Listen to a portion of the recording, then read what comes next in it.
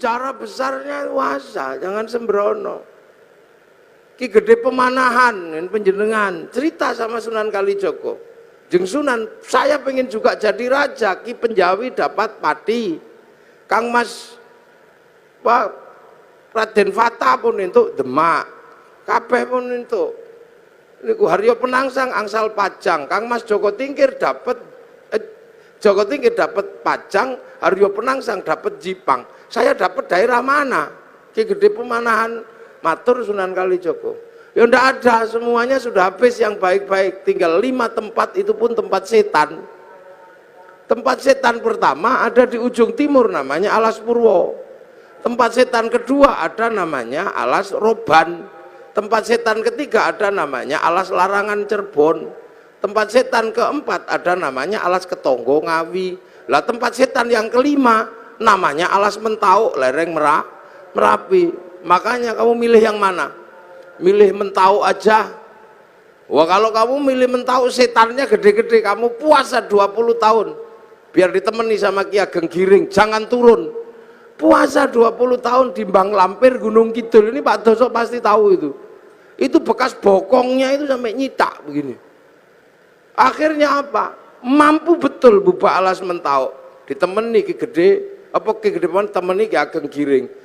Bubak Alas Mentau punya anak namanya Danang Sutawijoyo, mampu menjadi raja. Bubak Alas bikin negara namanya Mataram, yang akhirnya dipecah Belanda jadi 2, Jogja sama Solo.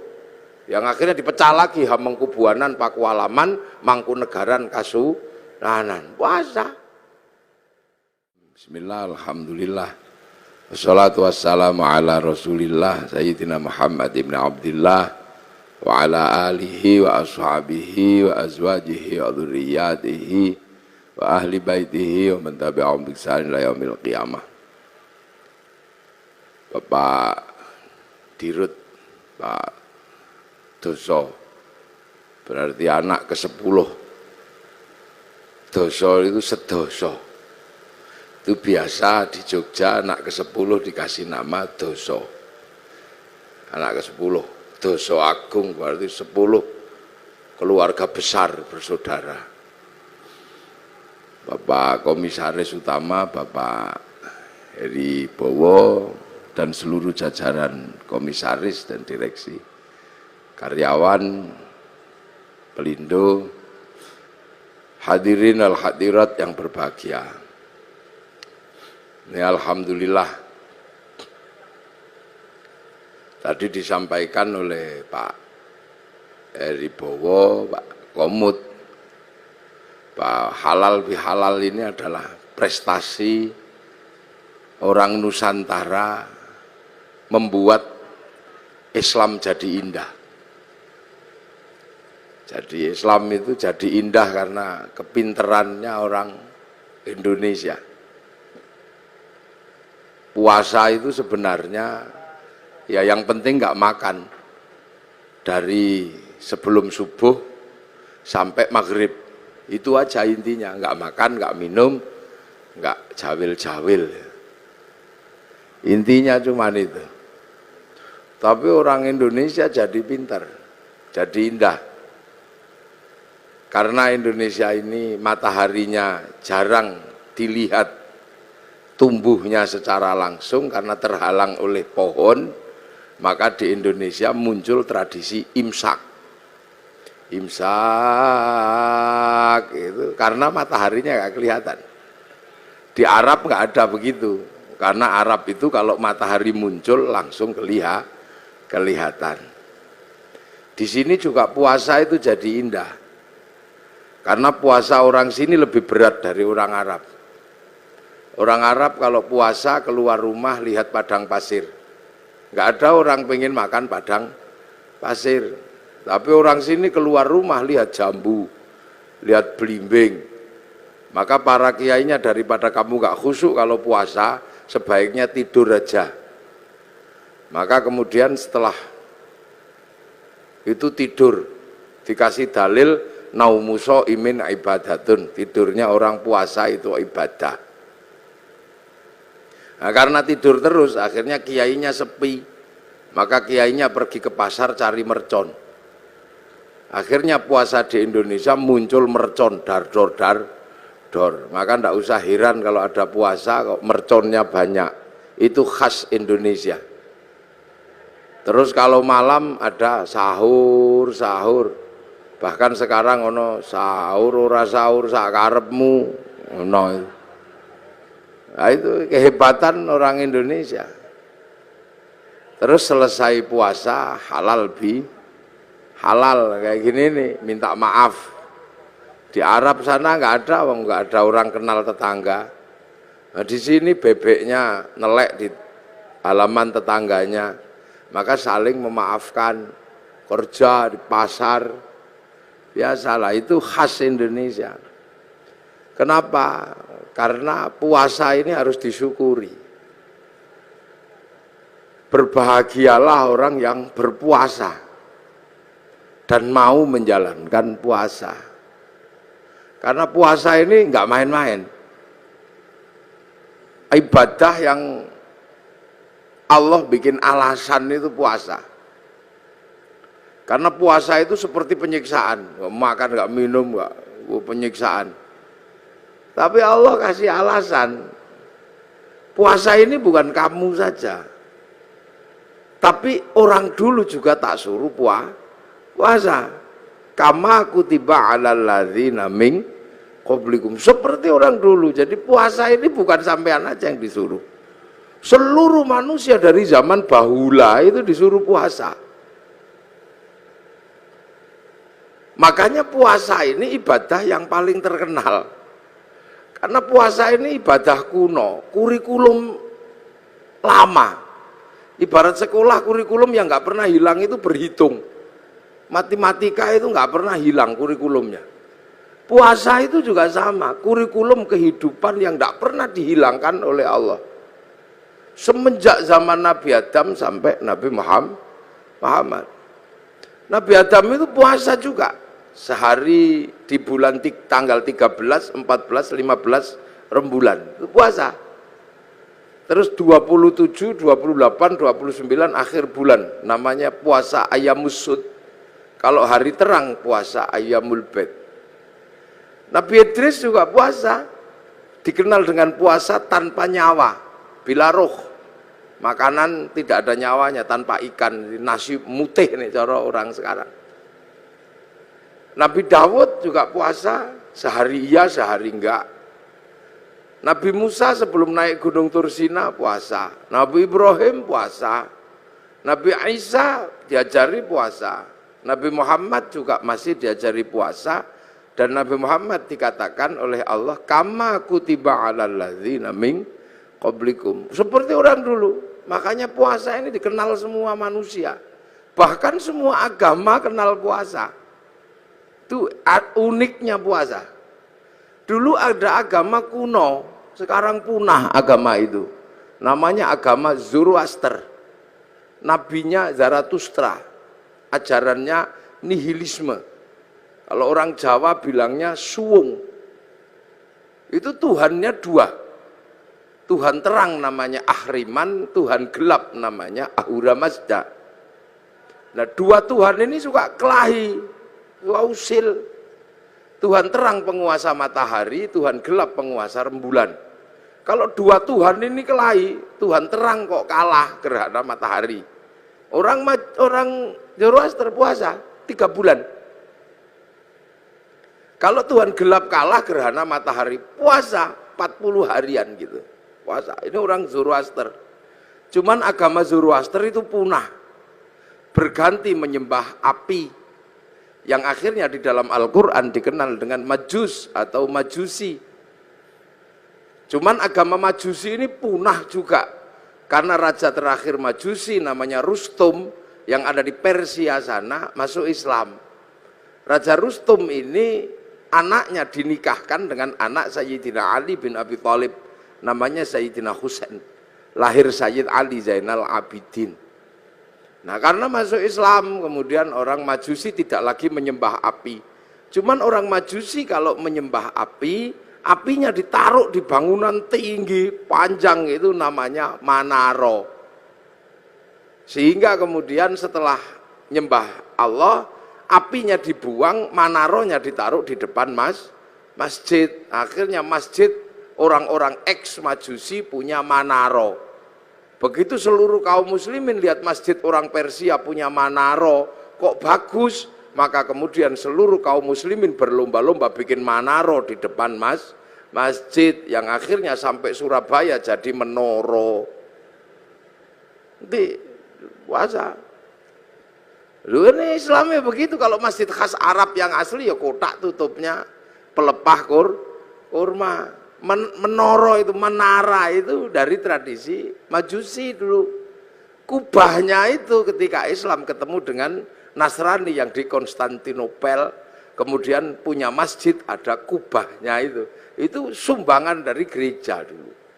Makanya kubah masjid sama kubah White House itu sama, kubahnya istananya Presiden Amerika ya sama kubah. Lah itu orang Majusi, orang Hindu juga disuruh puasa. Jadi Hindu juga mengenal puasa, namanya upawasa. Upawasa itu nggak makan, nggak minum, nggak menyentuh perempuan. Untuk persiapan muksa. Muksa itu mati terbaik ala Hindu. Hilang raga dan sukmanya. Hanya bisa dilakukan oleh orang Brahmana. Kalau orang kesatria nggak bisa hilang, maka dibakar, dingaben. Kalau di bawahnya ada kasta namanya Wisya, pegawai negeri. Nah, sampean-sampean pegawai ini kastanya Wisya. Itu dibakar matinya kalau sudah punya uang. Kalau belum punya uang, nabung dulu. Nah, di bawahnya ada Sudra. Sudra ini petani, pedagang, itu Sudra, tukang las, itu Sudra. Nah, di bawahnya ada kasta namanya Paria, pengemis. Ini matinya nggak ada yang ngurus. Di bawahnya ada Kuca. Kuca ini tukang ngutil. Jadi hidupnya ngentit. Apa itu? Tukang motong bansos lah kalau ininya. Itu Kuca. Itu matinya juga nggak ada yang ngurus. Di bawahnya ada Meleka, maling. Kalau ketahuan lari. Tapi di bawahnya ada namanya Candala, maling kalau ketahuan berani. Nah ini begal itu. Nah ini nggak ada yang ngurus. Nah, makanya mati terbaik itu muksa. Supaya bisa muksa melakukan upawasa, nggak makan, nggak minum, nggak menyentuh perempuan. Nanti tubuhnya mengecil, kecil, lap, hilang, imaterial. Itu namanya mukso. Tapi waktu itu banyak yang gagal, sudah mengecil, ingat istrinya. Maka macet, jadi jenglot atau Bathara Karang itu. Makanya kalau ada yang ketemu jenglot jangan dijual mahal, itu produk gagal mukso.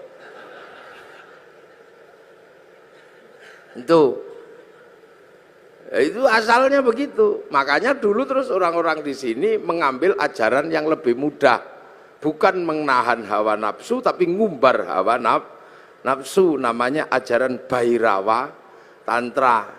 Itu upacaranya namanya pancamakara, laki perempuan utuh kabeh melakukan hubungan seks bebas sak mblengere. Sisane sekarang di Gunung Kemukus Boyolali itu. Terus minum arak sak mblengere itu. Perutnya biar kenyang, kasih makan makanan termasuk tumpeng. Nanti biar kalau sukmanya pergi, tubuhnya masih ada, namanya ngerogo sukmo, kasih makan daging manusia, maka tukul sumanto. Akhirnya orang di sini mampu punya ilmu ngerogo sukmo. Sukmane pergi diajak nyolong, namanya ngepet. Sukmanya pergi diajak mateni wong, namanya santet. Dijak mencintai perempuan, namanya pelet. Itu kuat sekali ajaran itu. Sehingga dengan ajaran Bhairawa melalui lautan Kertanegara sanggup menaklukkan Mongolia, menjadi negara terkuat di dunia, penakluk 2/3 dunia. Itu karena penganut Bhairawa. Itu Pelindo sekarang lah, pakai pelayaran. Itu makanya dulu terus paling berat itu Islam masuk ngadepi yang ini. Maka didatangkan ulama Persia namanya Sayyid Samsuddin Al-Baqir Al-Farsi. Tapi lidah Jawa, lidah Hono Coroko, Maka nyebut Sayyid Samsuddin Al-Bakir Al-Farsi meleset dadi Syekh Subakir gitu. Ini dah susah orang Jawa. Sayyid Jamaluddin Al-Husaini Al-Kabir dadi Syekh Jumadil Kubro. Karena lidah ono coroko itu kan susah. Alhamdu keluarnya Al-Kamdu. Ya Hayu ya Qayyum ya Kayuku ya Umu. Robbil Alamin keluarnya Robbil Ngalamin karena punyanya Mogo Botongo. Gak punya dot, punyanya lo, maka Ramadan keluarnya Romlan.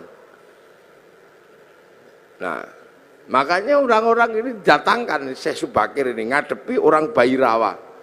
Nah, orang Bairawa akhirnya lari ke Banyuwangi sana.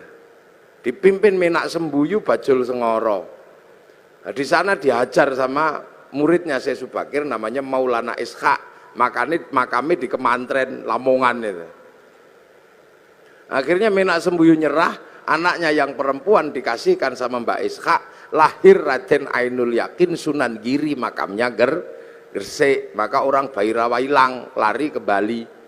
Tapi lama-lama tumbuh lagi orang Bairawa di Kediri, nyembah patung Totok Kerot di daerah Pagu Pamenang, tempat moksanya Joyoboyo.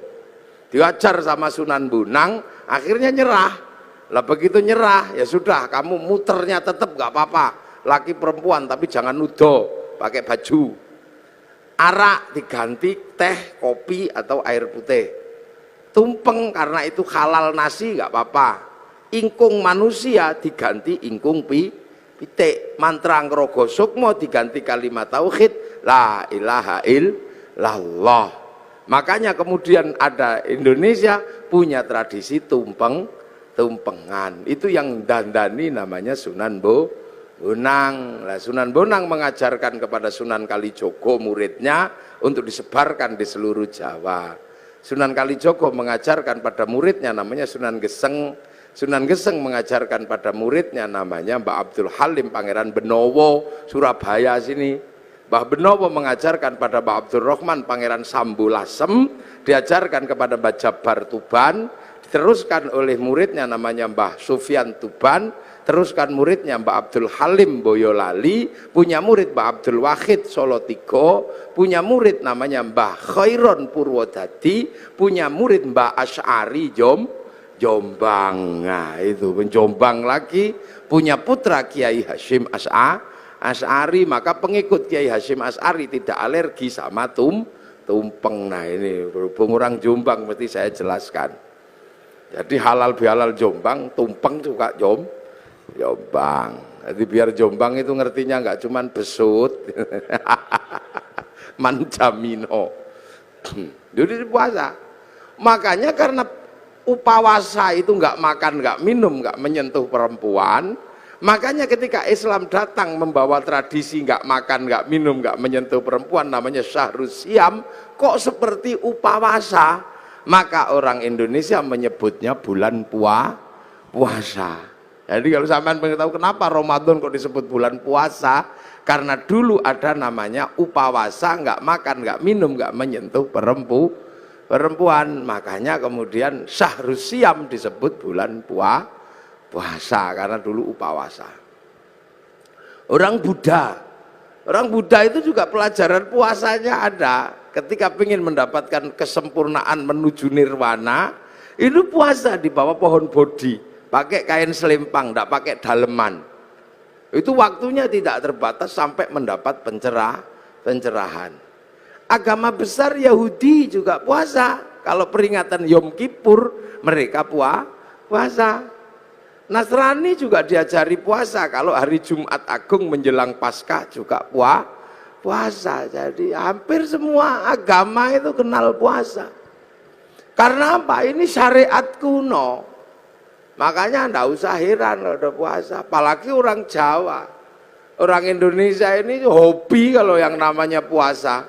Makanya variasi puasa terbanyak itu di sini. Ada puasa makan pupus daun namanya ngidang. Ada puasa mangan polo pendem yang di bawah tanah namanya ngerowot. Ada puasa tidak kena matahari namanya pati geni. Ada puasa gandul duit namanya ngalong. ada puasa diem macam bisu, ada puasa ngeluyur aja namanya ngedan, ada variasi puasa itu macam-macam itu di sini. Dan bagi orang Nusantara dan orang dunia, puasa ini menempati sejarah tersendiri. Hampir seluruh cerita besar itu bermula dari puasa. Rasulullah mendapatkan wahyu setelah puasa, naik turun gunung di Gua Hira, hampir dilakukan selama 15 tahun. Syekh Abdul Qadir Al-Jilani mendapatkan ma'rifatullah itu setelah puasa 25 tahun di padang pasir, dibimbing Syekh Mubarak Al-Majzumi, jadi Sultanul Aulia. Di Jawa Sunan Kalijaga, rojone berandal, bisa jadi wali karena puasa 3 tahun. Sunan Geseng itu tadinya cuma tukang ngambil kelapa itu, tapi kuat puasa 3 tahun, baca Ya Hayyu Ya Qayyum, itu bisa lari di atas air dan bisa meneruskan perjuangan Sunan Kalijaga, padahal dia keliru, yo kayuku yo kayumu. Nggih, Saridin disuruh puasa sama Sunan Kudus. Kalau kamu mau jadi penerusku yang hebat, puasa 3 tahun di atas pohon kelapa, baca Allahu Akbar, dilakukan 3 tahun, jadi pengganti para wali, namanya Syekh Jangkung akhirnya Saridin. Wong Pati pasti kenal itu. Dan itu pun keliru mestinya Allahu Akbar, keliru lawa bubar. Jadi sejarah besarnya puasa, jangan sembrono. Ki Gede Pemanahan penjenengan cerita sama Sunan Kalijogo. Jeng Sunan, saya pengen juga jadi raja. Ki Penjawi dapat pati. Kang Mas Pak Raden Fata pun untuk Demak, kabeh pun untuk niku Haryo Penangsang angsal Pajang. Kang Mas Joko Tingkir dapat Pajang, Haryo Penangsang dapat Jipang. Saya dapat daerah mana? Ki Gede Pemanahan matur Sunan Kalijogo. Ya ndak ada, semuanya sudah habis yang baik-baik, tinggal 5 tempat, itu pun tempat setan. Tempat setan pertama ada di ujung timur, namanya Alas Purwo. Tempat setan kedua ada namanya Alas Roban. Tempat setan ketiga ada namanya Alas Larangan Cirebon. Tempat setan keempat ada namanya Alas Ketonggo Ngawi. Lah tempat setan yang kelima namanya Alas Mentau lereng Merapi. Makanya kamu milih yang mana? Milih Mentau aja. Wah, kalau kamu milih Mentau, setannya gede-gede, kamu puasa 20 tahun biar ditemani sama Ki Ageng Giring, jangan turun. Puasa 20 tahun di Bang Lampir Gunung Kidul, ini Pak Doso pasti tahu itu. Itu bekas bokongnya itu sampai nyitak begini. Akhirnya apa? Mampu betul buka Alas Mentau, ditemani Ki Gede, Ki Gede temani Ki Ageng Giring. Buka Alas Mentau, punya anak namanya Danang Sutawijoyo, mampu menjadi raja. Buka Alas, bikin negara namanya Mataram. Yang akhirnya dipecah Belanda jadi 2, Jogja sama Solo. Yang akhirnya dipecah lagi Hamengkubuanan, Pakualaman, Mangkunegaran, Kasunanan. Puasa. Itu Ki Ageng Pengging pengen punya anak jadi raja, suruh puasa sama Sunan Kalijaga 7 tahun. Akhirnya punya anak namanya Joko Tingkir jadi Rojo Pajang. Puasa. Calon Raja Mataram itu ada yang nggak mau jadi raja karena takut kalau jadi raja tidak alim. Maka dia keluar dari kerajaan, namanya Raden Bagus Harun. Menempuh perjalanan spiritual, puasa 7 tahun di daerah Ponorogo, Kampung Pagotan, di samping sumur. Yang sumurnya itu akhirnya ditirakati selama 7 tahun. Tahun ke-7 sumurnya itu naik airnya 7 meter. Tanggal 27 Ramadan. Oh, aku dapat Lailatul Qadar. Maka sumurnya dikatakan dengan nama sumur Sewu Wulan. Karena sumur Sewu Wulan, maka kampungnya sekarang disebut Kampung Sewulan, di belakang pabrik gula Pagotan itu. Nah, Raden Bagus Harun akhirnya punya anak perempuan galaknya luar biasa, dikenal dengan nama Nyi Ageng Alap-alap. Kalau ngamuk naik di atas pohon. Dinikah Raden Santri, punya anak namanya Mbah Makdum. Nikah punya anak Mbah Maklum, nikah punya anak Mbah Tafsir Anob, nikah punya anak Mbah Qolyubi, nikah punya anak Mbah Ilyas. Mbah Ilyas menjadi kandepak pertama di Surabaya. Punya anak perempuan galak namanya Nafikoh, dinikah sama Kiai Hasyim Asy'ari. Punya anak Kiai Wahid Hasyim, nikah sama Nyai Solikah binti Bisri Sansuri Jombang. Punya anak Abdurrahman Wahid. Benar-benar terjadi seorang ulama jadi presiden walaupun 2 tahun luwung. Cara puasa. Lu makanya kayak Lirboyo itu, pondok besar Lirboyo itu, ketika Kiai Mbah Manap mau mendirikan Lirboyo, wong itu pusatnya berandal, suruh puasa, ngerowot, jangan makan yang di atas tanah, makan umbi-umbian. Dijalankan selama 56 tahun. Makan uwi, tahu uwi? Ngerti gak uwi? Uwi umbi-umbian gede itu. 56 tahun makan uwi, sampai akhirnya uwinya hilang, dicuri gendruwo. Akhirnya diganti gadung sama Mbah Manap, akhirnya gadungnya dicuri gendruwo. Akhirnya karena makan gendruwo, gendruwonya makan gadung, akhirnya jam 12 malam gendruwonya mendem. Wangin ribut terjadi di Lirboyo, pondoknya ambruk karena ada gendruwo makan gadung.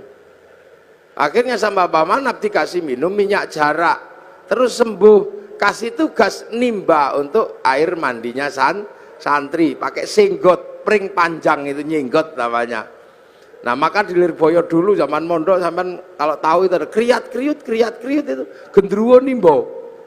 Nah, tapi sekarang gendruwonya pensiun karena Lirboyo sudah punya sanyo. Sudah pensiun. Dua besar.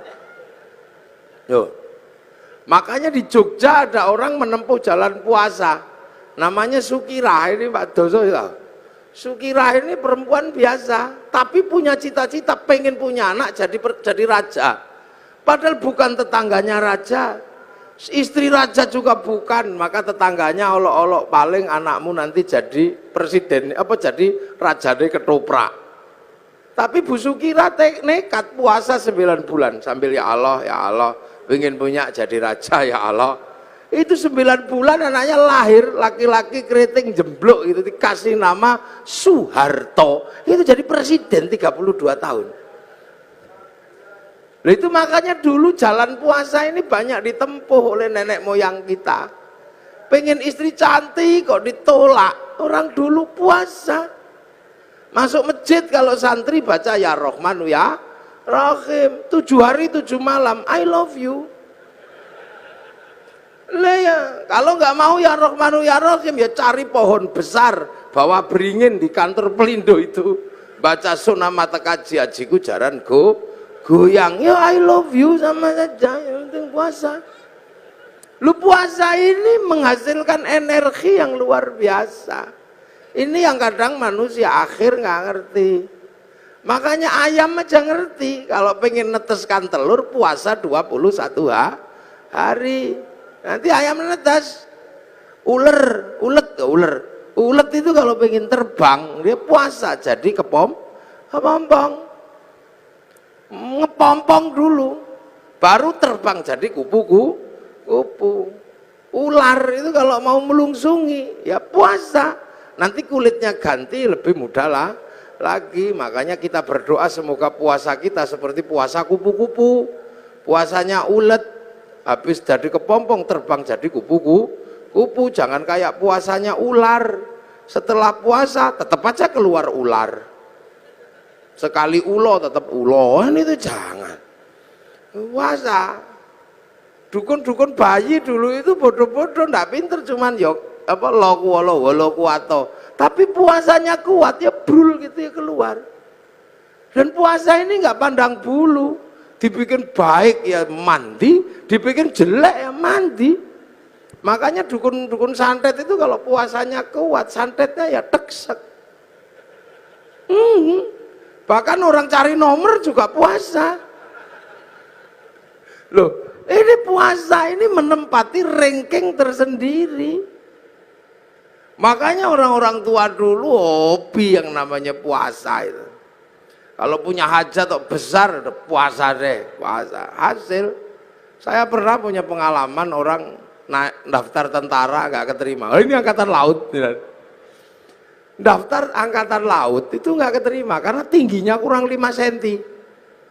Udah daftar kemana-mana nggak keterima. Akhirnya saya suruh puasa 3 hari. Hari pertama 3 teguk, 3 kepal. Buka sahurnya. Bacaan apa Gus? Moconen wodowo wodowo. Dibaca selama 3 hari wodowo wodowo. Begitu waktunya daftar diukur lebih 5 cm.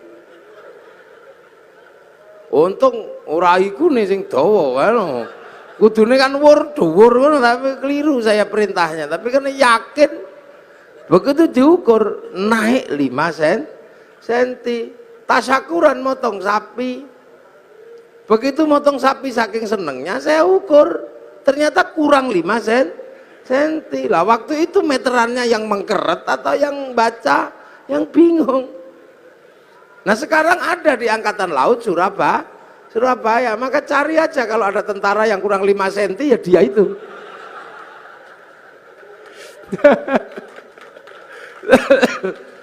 Ini puasa. Makanya nenek-nenek moyang kita kuat-kuat. Nah sekarang begitu puasa itu menakutkan, maka orang ini jadi lemah. Jadi lemah. Dulu orang Jawa, orang Indonesia ketemu singo, gitu kita ikut, semilar, singone lari. Orang sekarang begitu takut puasa, jangankan sama singa, sama melinjo takut. Nih, monggo Pak melinjo, ora samura tahu. Santen itu enggak, kenapa? Kolesterol. Penyakitnya banyak karena enggak ada orang mau puasa. Akhirnya begitu remuk masuk rumah sakit. Dokter harus menangani orang sakit, tapi ketika orang sakit mau ditangani, dokter mengatakan puasa. Ya. Puasa dulu, kalau enggak puasa saya enggak mau ngoperasi. Makanya pasien yang mau dioperasi pun harus puasa. Lu dokter aja ngerti, nah sampean kadang nggak ngerti, mumpung masih sehat, poso. Jangan kok tiap bulan puasa datang poso maneh. Itu caranya Allah. Dari dulu manusia dikasih senjata yang luar biasa namanya puasa. Gitu. Makanya kalau ada people power enteng-entengan, ada puasa enteng-entengan. Apa puasa enteng-entengan? Diet. Nah diet itu puasa enteng-entengan. Kan Pak Amin kan mengatakan ada people power enteng-entengan.